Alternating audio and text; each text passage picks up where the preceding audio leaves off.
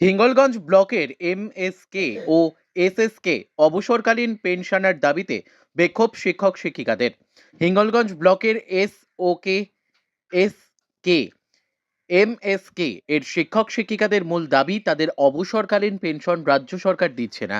তার দাবিতে একাধিক জায়গায় এর আগেও জানিয়েছে তার কোনো সুরাহা মেলেনি। আজ তারা বিক্ষোভ দেখায় হাতে প্ল্যাকার্ড ফেস্টুন নিয়ে হিঙ্গলগঞ্জ বিডিও অফিসের সামনে বসে তাদের দাবি কোনোভাবে অবসরকালীন পেনশন, কোনোভাবেই রাজ্য সরকার অবসরকালীন 5 লক্ষ টাকা আমরা পাচ্ছি না। তার দাবিতে এই বিক্ষোভ। আমরা আর চলতেও পারছি না, কারো অসুস্থ তার চিকিৎসা করারও আমাদের টাকাও নেই। তাই আমরা ভিডিও অফিসের সামনে বসে বিক্ষোভ দেখাচ্ছি যাতে আমাদের পেনশনও 5 লক্ষ টাকা রাজ্য সরকার দেয়, না হলে আমরা আরো বৃহত্তর আন্দোলন করব। এমন হুঁশিয়ারি দিলেন তারা। এই বিষয়ে বিডিও দেবদাস গাঙ্গুলি তিনি আশ্বাস দিয়েছেন, আমরা ঊর্ধ্বতন কর্তৃপক্ষের কাছে এই বিষয়ে জানাবো।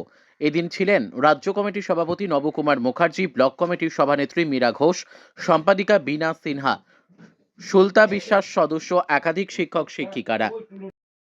আমরা বঞ্চিত এসএসকে এমএসকে আমাদের অবসরকালীন ভাতা 1 লাখ টাকা ন্যূনতম দেওয়া হয়েছে, তার থেকে আমরা বঞ্চিত। আমরা এখন শিক্ষা গভর্নমেন্ট সরকার আমাদের 24 সালে ডিক্লেয়ার করেছেন 5 লাখ টাকা যারা যারা এখনো টিচার আছেন, আর আমরা এক্স টিচার যেহেতু তার আগেই আমাদের 1 লাখ টাকা করে দেওয়া হয়েছে, তারপরে উনি স্যাংশন করেছেন।